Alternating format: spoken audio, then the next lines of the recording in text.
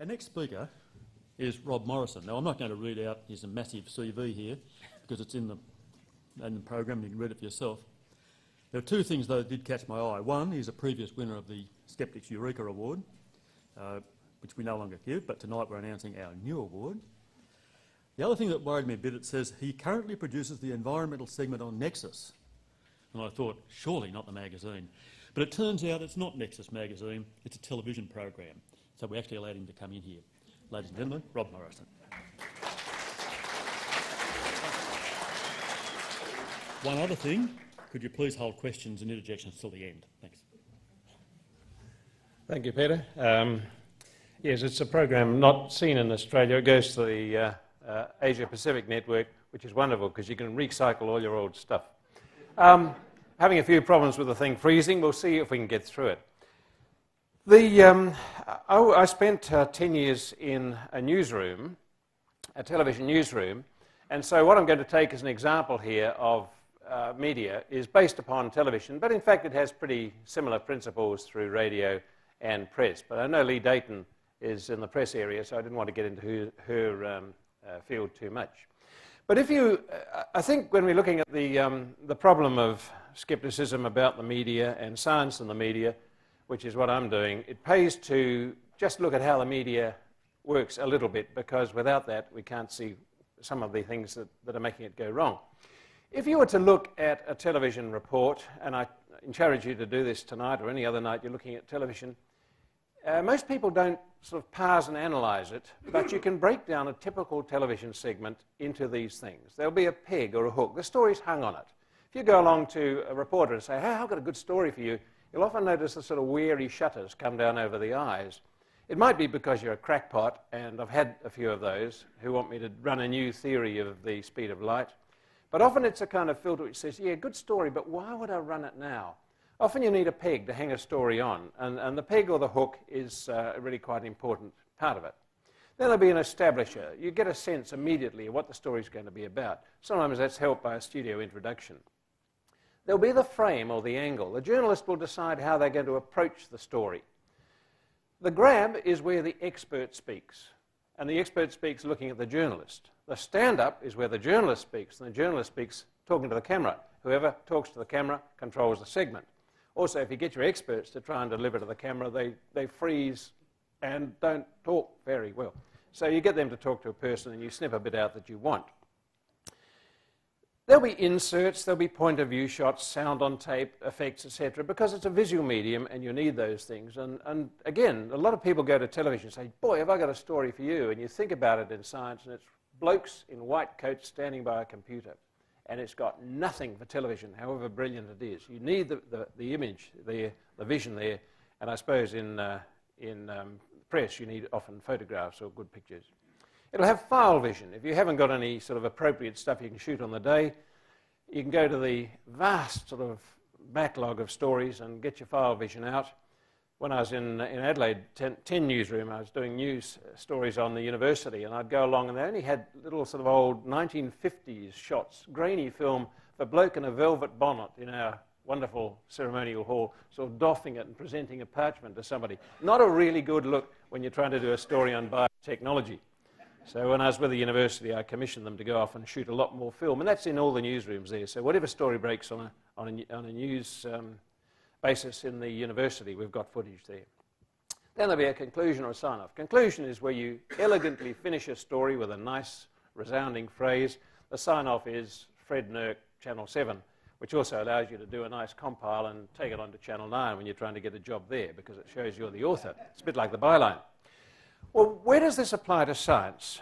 If you take where a scientist will interact with the media, they're particularly these things. The peg or the hook. If you're a scientist and you want to get a story to air, you can think, well, crikey, I know a bit about tsunamis. There's just been one up there. This is perhaps a good time to get my tsunami research in.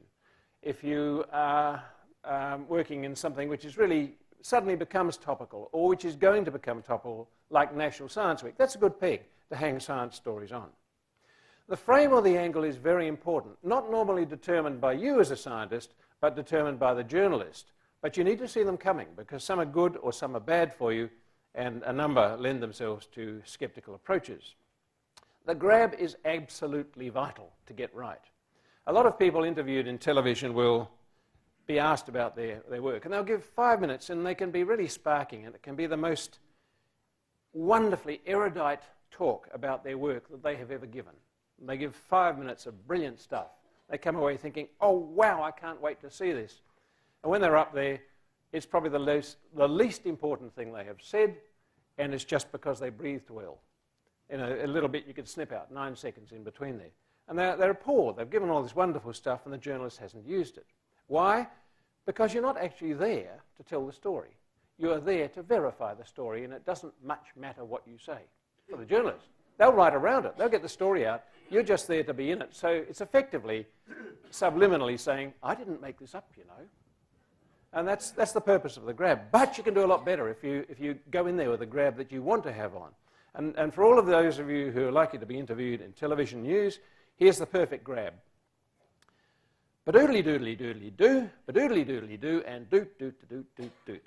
It's about 9 seconds. It's 3 points in 2 sentences, declining inflection at the end, nice and authoritative. If you can do that, it's in like a shot, and you don't say much else. And that's a really important thing, because if you don't do that, and the more you blather, the more you leave it to an editor to say, well, he doesn't stop talking. He breathes here, he breathes here. It's 9 seconds. We'll use that bit right around it. And you can see for the skeptic how a story can change when you've got the authority saying the sensible things as opposed to silly things. Edited inserts. Again, if you're trying to pitch a story in television or really to any of the media, you need to think about what they need. If it's going to be for television, make sure it's a televisable story. And particularly in mental health, I've had this problem when I worked with Rotary to try and get their stuff into the media.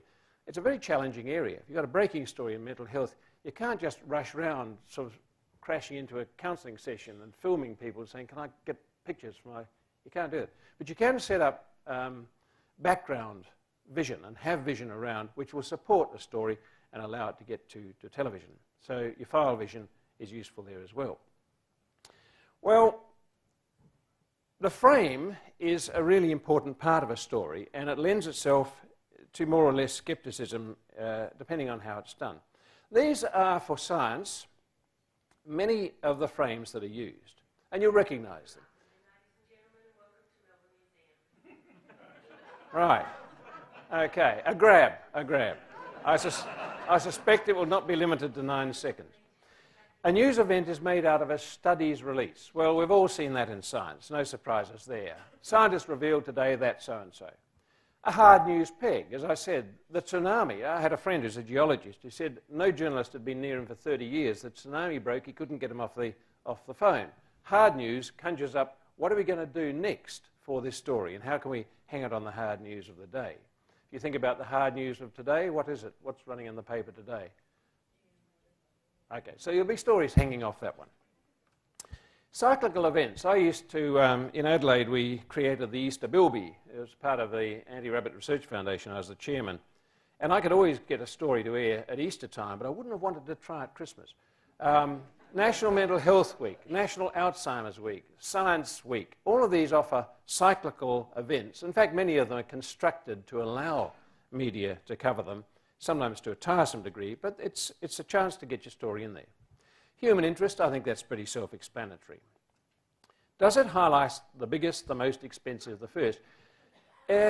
Nobody's really terribly interested anymore if you say found, except Paul Willis, found another dinosaur. Oh yes, finding them all the time. But if you found the biggest carnivore ever to have lived, or the longest fossilized whale, the extremes always do it for you.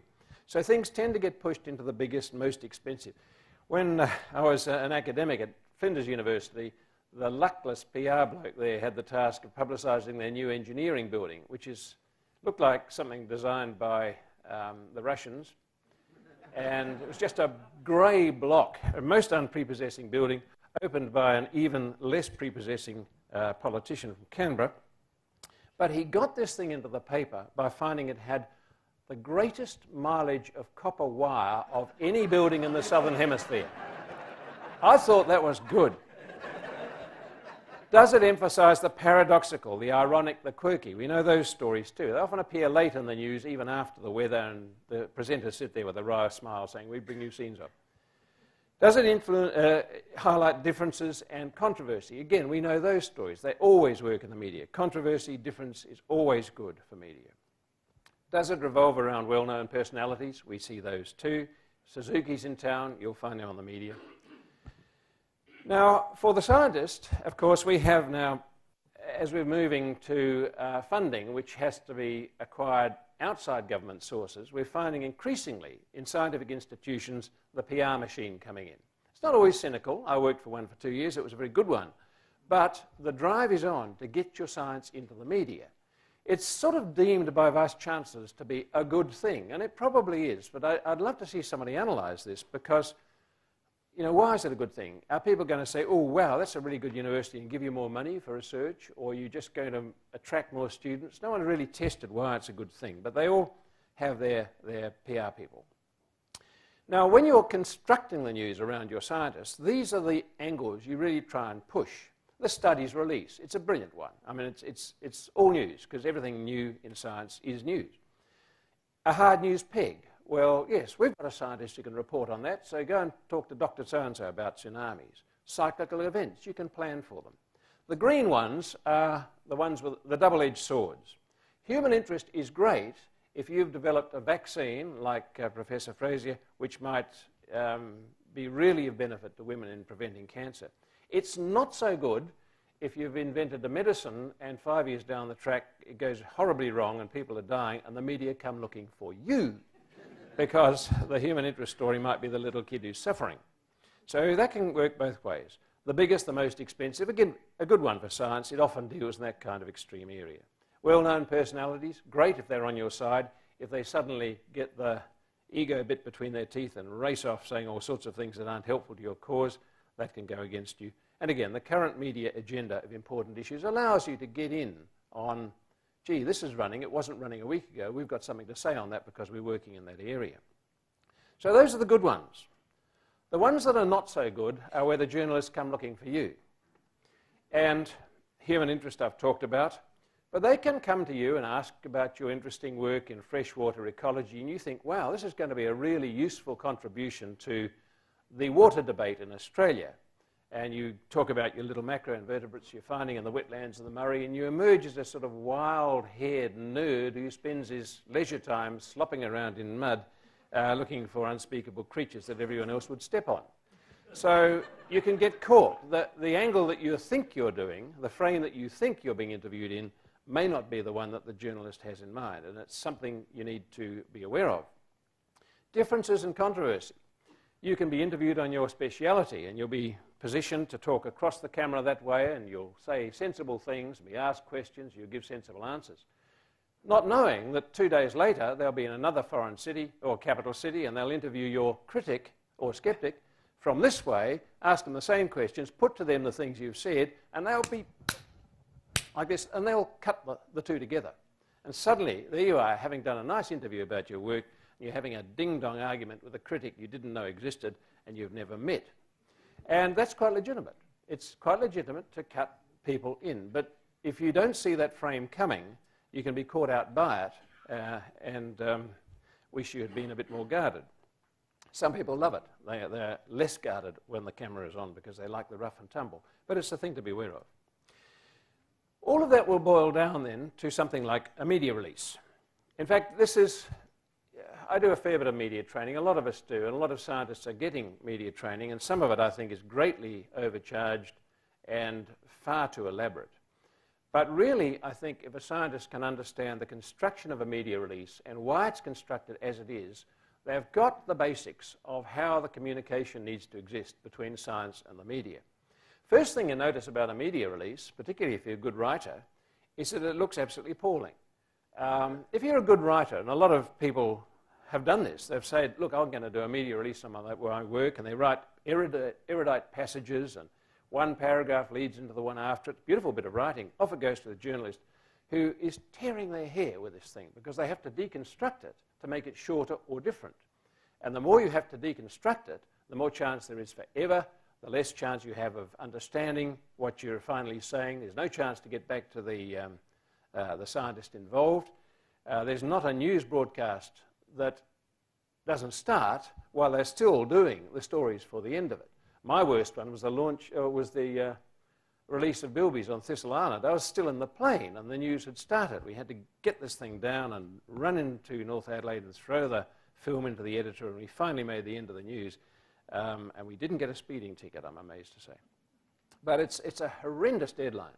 And if you give them sort of stuff that's got to be taken apart and rearranged, it's not going to work at all. So you do a Lego version. And that's what a media release is. It's Legos, little bits, little snippets. And you can almost rearrange them any way you like. Put 5 of them in, 10 of them in, 3 of them in, and then the editor comes to you in the end and says, sorry, breaking story, cut it in half. You can just lose that, connect them up, put and in between, and it'll work. And it's a very good model. It's really a very good model. But if you don't present it in that way, the chance of getting your story to air is often very limited. Let me highlight a few other things. Up at the top, I don't know if you can read through the red, but up at the top is a purple bit. That says embargoed. So often these stories will go out saying, there was one yesterday, I had it about 2 days before, a lot of us on the internet did, was the embargoed story of the DNA from the Neanderthals. This was, we all had that 2 days in advance, but it was strongly embargoed because it was going to be published in Nature, and you don't preempt Nature if you want to live. So, you know, everyone sat on that story, but they could go and get photographs and look up stuff and interview people and have the story poised, and then bang, out it came on Thursday. The title is essential. And you can start to see now, as we go through some of these, the areas where manipulation of a stories are possible, and indeed some people think even desirable, because the game becomes not doing the good science, but getting the science into the media for other reasons. You need a title that's brisk and crisp and puts as many things in. This was a real media release I did in Adelaide, and it went out. My job, I should say, after Channel 10 was to work in the media unit of the university. So I've seen it from both sides. My job was, put boldly, it was to get the university's research into the international media, which sounds extraordinarily grandiose, but is easier to do in many ways than getting it into the local media. And we'll get onto that a little bit later. So the title has got to be crisp. It's got to have some factors in there that make people want to read beyond, because these things are coming into the newsroom at a frightening rate. I suppose every day we would have had press releases that came off the machine, a stack of A4 paper, about as big as that. You would use perhaps that, but we were an hour broadcast, so others would use half that again. So it's like 2,000 applicants for the one lab assistant's position. You don't go through them looking for reasons to accept them. You look for reasons to reject them. And then you get it down to a manageable level, and you give that a bit of extra attention. So often you'll read it, probably the title in the first paragraph is where most press releases die. So you need to have it strong, and I know the Americans are worried about families and stress and guilt and asthma, and you put them all together and you've got something that works. If you look, you'll see in blue the frame. A new study believed to be the first of its kind. Well, most studies are, but it's not a bad way to lead, and it got this thing off the ranks. In yellow, my job was to publicise the people and the university, so that gets a frequent repetition, because I know they're not going to use all of them, but they might use one of them, and most of them will actually attribute the university where research is done. They won't, and be warned, they won't put in the funding body. We have a convention where all that stuff about the people who also worked on the program and the funding bodies, etc., is in the second to last paragraph, which you just ignore. It allows you to pacify people who say, look, I don't want the credit for this. All my friends worked on this, and they were billed, and you've got to mention the MRC because they gave me the money. And you say, yes, okay, it's all in there. Here's a press release. They take it back to their mates and you say, it was in there. So they don't get caned, but it doesn't get used. It's not part of the story. But you do want to get the name of the institution in. In the very pale green, you'll see bits in quotes. And they are effectively the grab. And they go into this for radio, they go into it for press, and they're used in that way. You'll find the narrative of a story will often drop into quotes, said Professor so-and-so. And if you ever get used in one of these things, check the quote that is being attributed to you, then check it again, and finally check it. because whatever's in there can be used, and you've got to stand by it because you've approved it. And if anyone puts that out with you in it and they haven't got your approval, their head should roll. But once it's in there, you can't say, oh, I didn't really say that. And you want to make sure you're happy with what's in there. And journalists can use it as if they'd spoken to you. That's okay. And so it goes down there. And finally, you'll see down the bottom, photos at. Young PR people get their courses on using Photoshop and everything, and they get terribly excited with their ability to put a multicoloured heading on their press release, and they send it out with about 10 photographs attached, and they clag up the mailboxes of journalists who get absolutely furious and throw the thing out unread because they're not going to open up something with attachments from somebody they've never met. So some of these things are just put out there and routinely discarded before being read. But you want to get photos there because it doubles or trebles your chance of being printed. Again, another bias for skeptics to muse on. So you have a hot link there, you hit that, it takes you to the media photos page of the institution, and there are all the photographs, and you can pick off the one that goes with the story, and you've got a release on there that says you can use it. So, which media outlet do you lean to?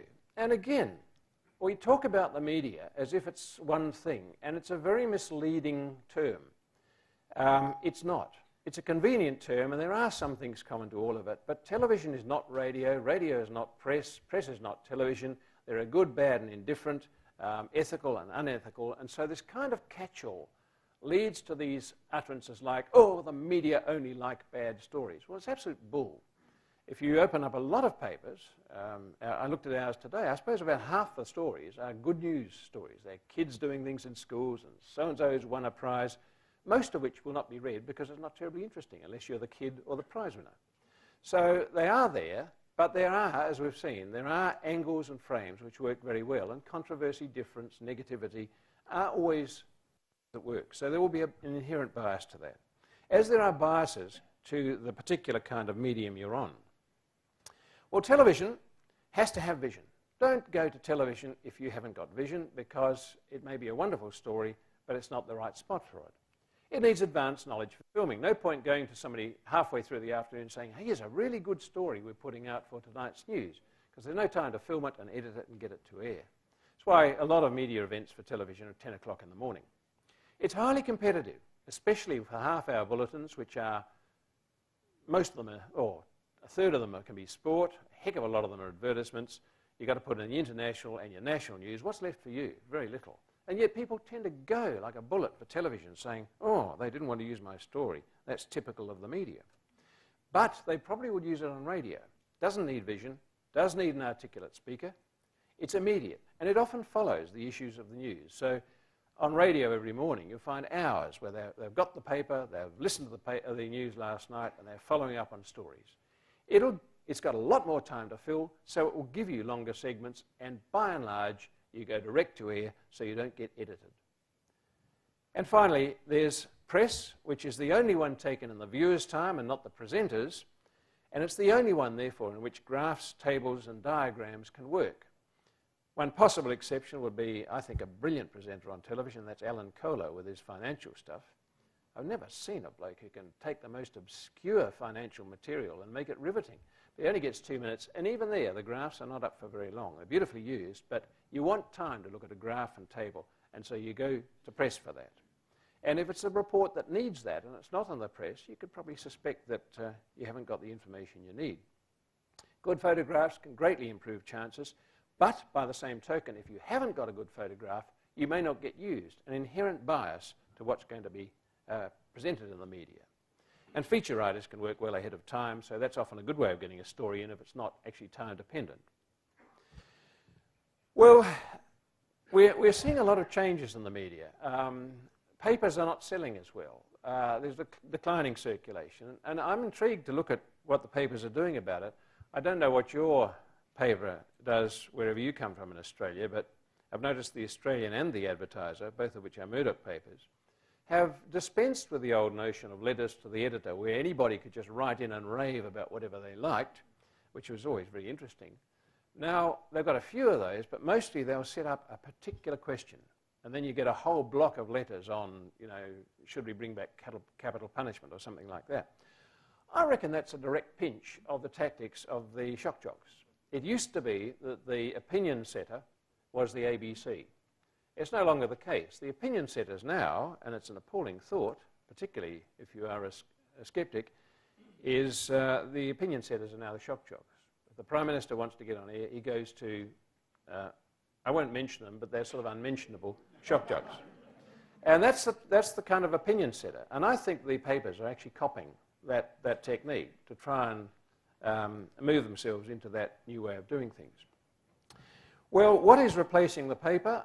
Increasingly, it's radio, it's podcasting. You're not any longer tied to your particular channel or time of day, but also the internet. And for those of us putting stuff out, the internet has been fabulous. I'm surprised more don't use it.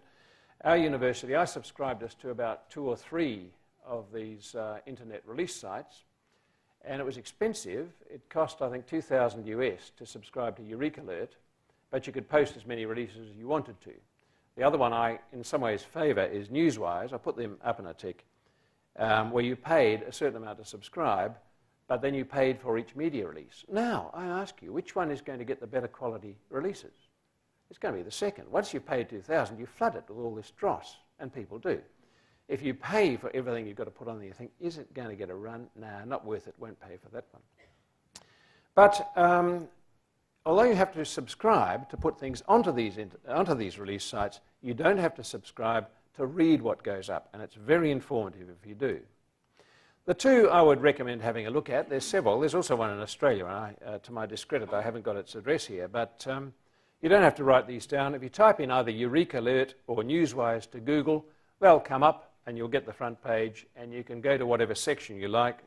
Very American, the Sci News, Biz News, etc. But media releases are categorised, and you can just watch them coming in, one after the other, from all around the world.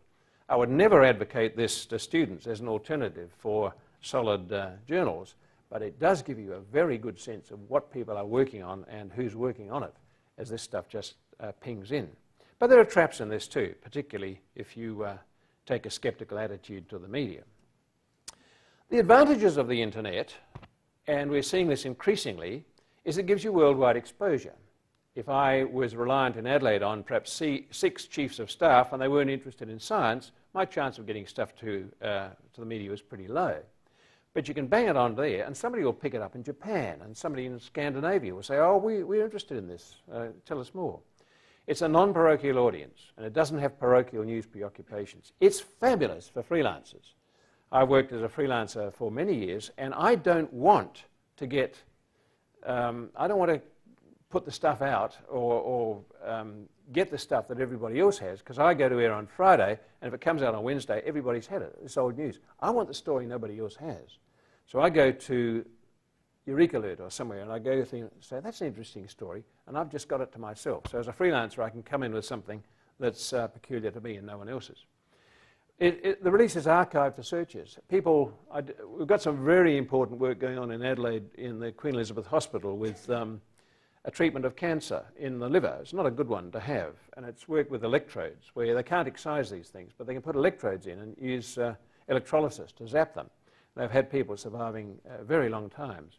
It's a dangerous one to put it out, because if you put something like breakthrough miracle cancer cure, which in some ways you would expect these days, you're going to get flooded with these desperate people. I'm still getting, after 6 years, people writing from these obscure countries in broken English saying, my father has this, can you help, doctor? Because my doctor is a real one, it's not a medical one. So you have to be careful, but on the other hand, it sits there, and it's accessible for years to come. But, skeptic alert, you'll find the mechanisms I've talked about, that people who know what they're doing can greatly increase the chance of their thing considered news by jazzing up the first paragraph or the title. It can be tailored for hype, because often that's all that's put up there. And at this point, I think, is where we find science value and news value diverging. The story that has news value may be low in science credibility. The story that is very strong in science credibility may not suggest itself as news. And when the two are put together, the editor will grab the news one virtually every time. So we're starting to see honest reports of science well done and published, as we've heard so eruditely, in the peer-reviewed literature, are giving way to the kind of hyped stuff about what might be. And stem cells, I think, has been a classic example of that. The photo may be necessary, and if you've got a really good story which doesn't lend itself to photo opportunities, it may fall by the wayside because somebody else has got one that features a fluffy animal. And so, again, you can see the news value, particularly in those journals, and there are many of them that say we will not print anything without a picture. You can see that if you've got pictorial advantages, your chance of getting to air are going to be a lot better. So the news value, not the same as science value.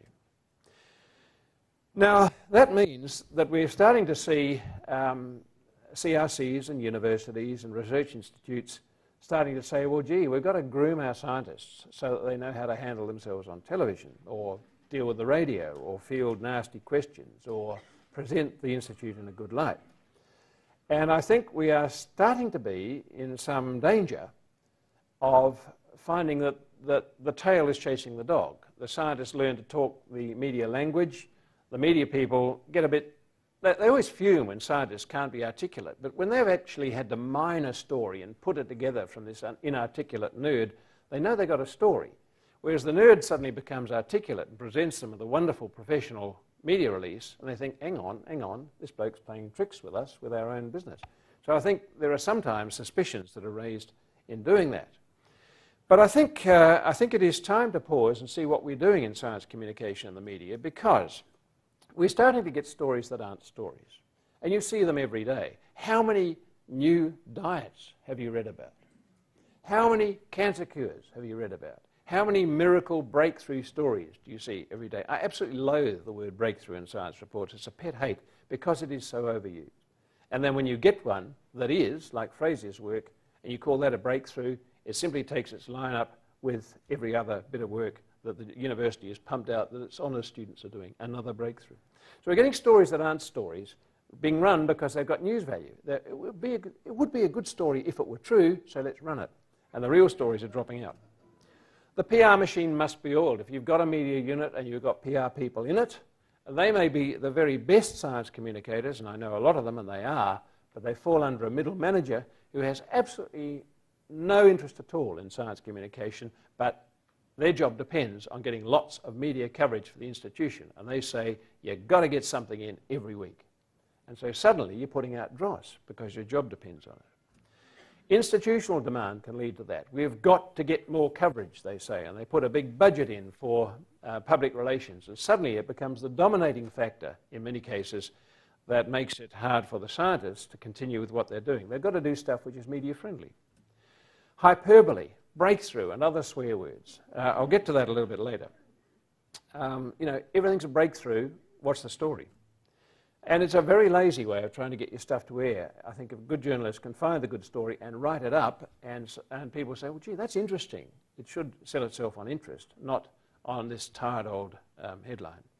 The media and learned journals. We've heard a very good account of the learned journals, and I think we're now in very great danger of scientists seduced into putting stuff into the media and indeed prejudicing their academic future success. I've mentioned Nature. I always counsel my scientists on no account give me anything or any other journalist anything that you're trying to publish in a prestigious journal, because if you put it out in the media and it was lining up for Nature, they'll bomb it. And suddenly if you lost your paper in Nature, you've lost a very big chance of academic advancement. So by all means, let the PR person know that it's coming out in Nature, and it can then be embargoed like the DNA story, and you get the best of both. You get the prestigious journal, it's peer-reviewed, it has more credibility, and it's a bloody good story. So, I really hate the story now, which is like that, where somebody is interviewed and they're working on something. Oh, where could this lead? Oh, well, this could be, and then you're into fantasy land. It all could be. It all could be the next breakthrough or cure of cancer or something, but you're not there yet. And so we're talking, and I think stem cells has been a classic example of that, and we'll see that in a moment. So promise is not achievement, but promise has a lot of news value, and it tends to overtake in the media the solid achievement, which is a bit dull when you say this could lead to etc. And then off you go. And it clouds the issues very badly. And I think you've only got to look at some very big issues running in the media now. Global warming we've heard about. Nuclear debate is another one, where it is simply impossible to make up your mind on the basis of what you read, because you've got expert after expert being trotted out, because in the media that works, and it's not a bad thing to do, but it is a very bad thing to try and say, well, hang on, I've got all these people, let's actually distill, as we heard this morning, a sort of proper approach that says, well, yeah, in the middle here, this looks pretty sensible. I tested this some years ago by going to EurekAlert. When stem cells were at their height and I was writing stories about it, I went to EurekAlert and I typed in stem cells. You can do a search, and it's very revealing to do this. I encourage you. I got the 10 most recent stories. 3 of them were actually factual stories. They dealt with anatomy, ethical issues, and why clone cells die. The rest, the 7, were speculative. And I quote, "They may now be the option of donor cell treatment. It may open a new door. It may treat a variety of... You know, we've seen it all before. If you go to people on the street now and say, what can stem cells do? They'll tell you authoritatively that they cure Alzheimer's. We are years away from the clinical tests in many of these cases, and in some cases, the laboratory tests as well. What was worrying, though, is that EurekAlert gives you a measure, a percentage measure of the relevance of the story. And that's how they came up. The factual ones in news value were 63%, the speculative were 83%. And if you're going to put one news story about science in your paper, which one are you going to grab? You're going to grab one of the 7 speculative ones. The factual science ones will not get a Guernsey. I looked at the 10 most relevant stories, all in the 88 to 85%. Again, 3 were factual, quite dull stuff, public comment, congressional briefing, stem cell injections help lupus sufferers. The one report I found which was actually evidence of stem cells doing something, and look at all the other things that stem cells might one day cure. And I think we have now got beyond that to interviewing the scientists on what they're doing, which may one day do this. We're getting stories on so-and-so has won a prestigious grant to begin work on X, which, if it all turns out as hoped, might one day, you're 4 or 5 degrees away. Now, I'm not arguing against stories about people's research and where it might go. I think those are very valuable, and they're very common, and they're very instructive. But we should not be confusing the promise with the achievement, and I think in the media we do that a great deal. Just recently, I went to EurekAlert, and I looked up, in fact, Peter Pockley helped me with this. He's the one who typed this in and got, from press release, 5,229. 2,206 of them had breakthrough. 1127 had cutting edge. 783 had groundbreaking. Now, if these are not the cliches of science reporting, I'd like to know what is. And if I had a journalist under my control, they would not get anything to air or print if they used any of those words. They would be told to rewrite. And you can see why. You're sitting there as the editor, and you're getting this great barrage of stuff that comes across your desk. Now, these, I just took these in sequence off EurekAlert. What would you print? And after you've had a few of them, would you print any of them? Don't they have a certain kind of ghastly similarity of cliches about everything that's a breakthrough or cutting edge or groundbreaking?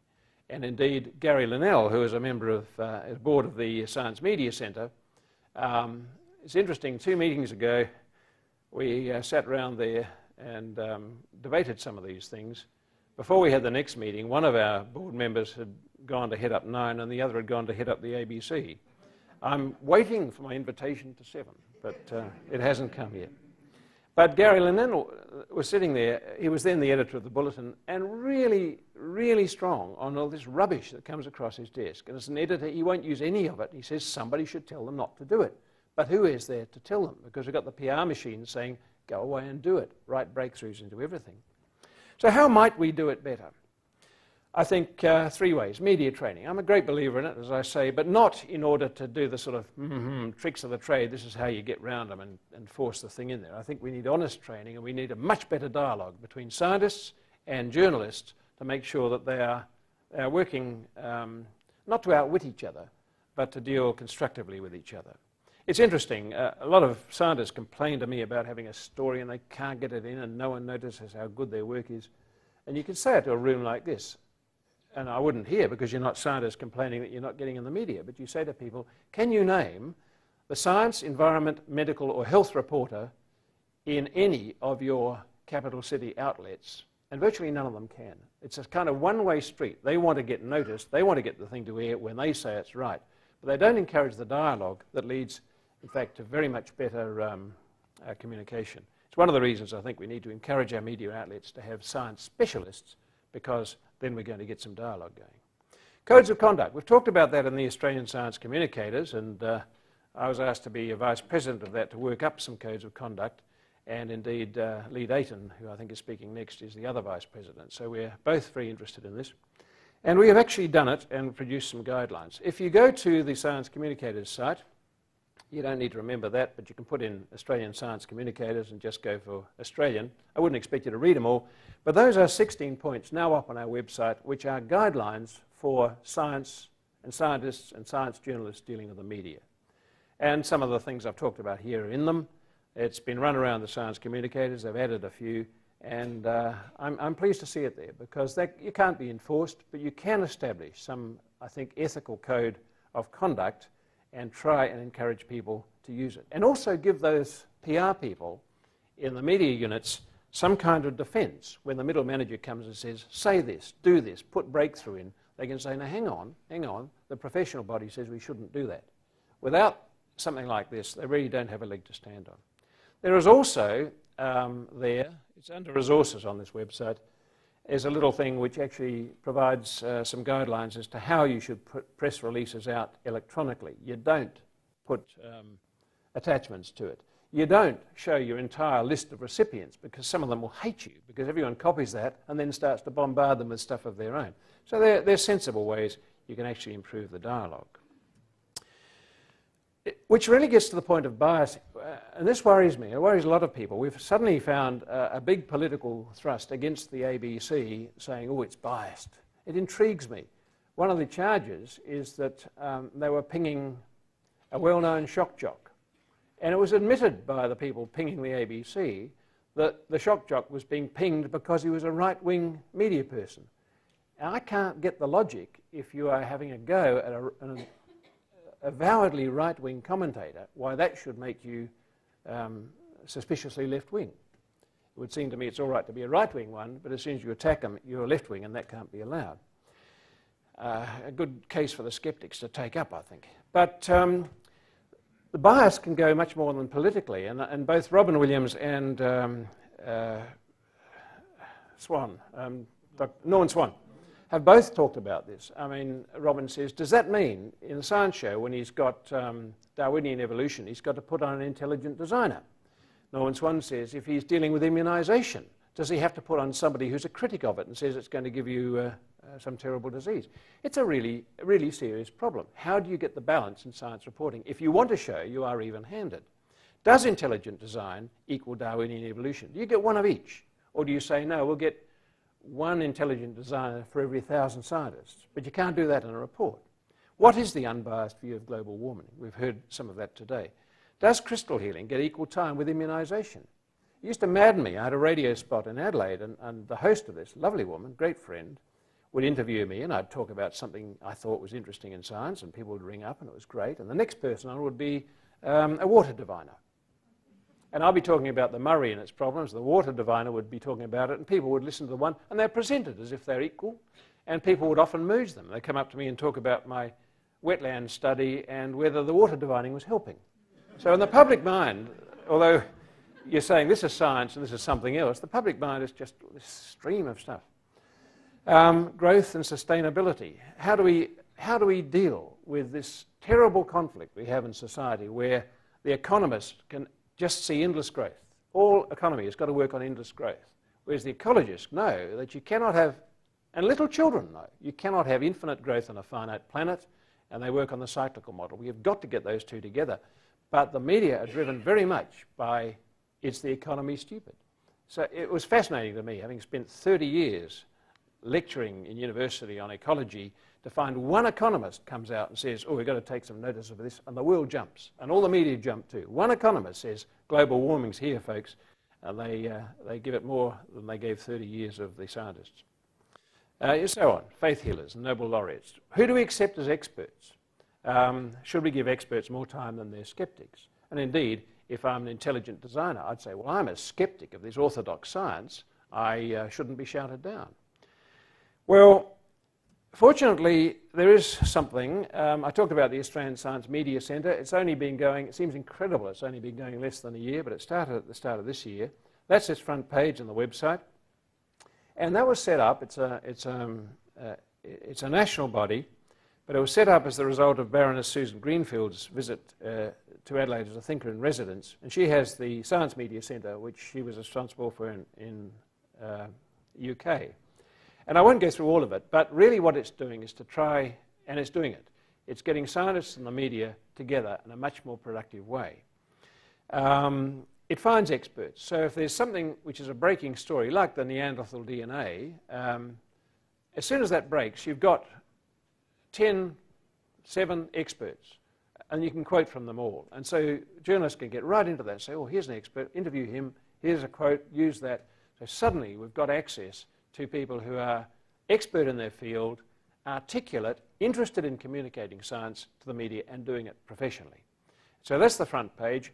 And I did anticipate we were going to get people coming along and saying, well, you're very biased, you're giving the evolutionary point of view, I'm an intelligent designer, I want to have our point of view. Or people who use science in order to bastardize the practice of science, like, well, I should be careful, but Christian Science, Scientology, all these things use science as good name, but betray its principles.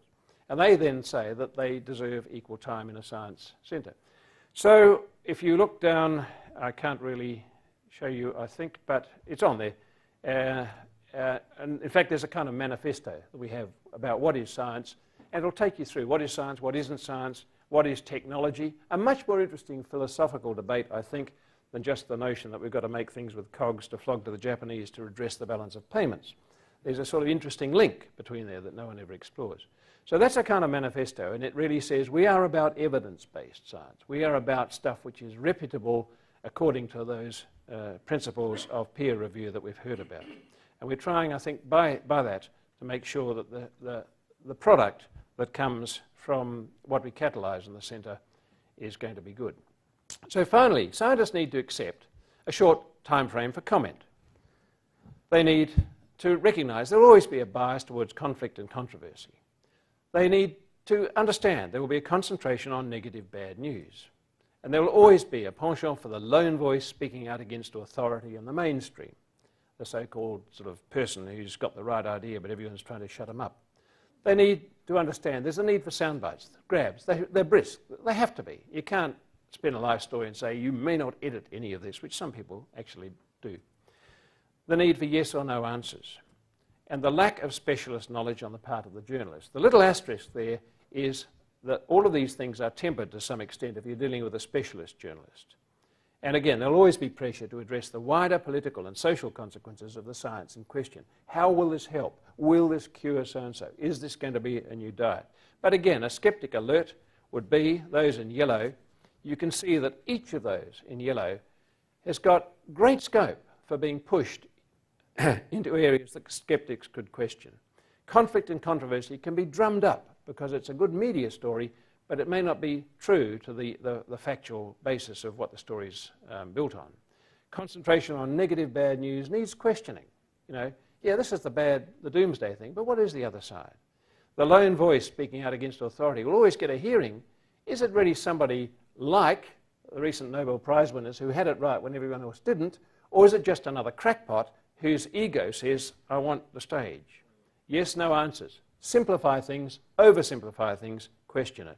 And the lack of the specialist knowledge on the part of the journalist means a lot of them get it wrong or partly wrong. They don't mean to, but they're not experts in the field, and they can easily miss part of it or have part of it edited out. Thank you.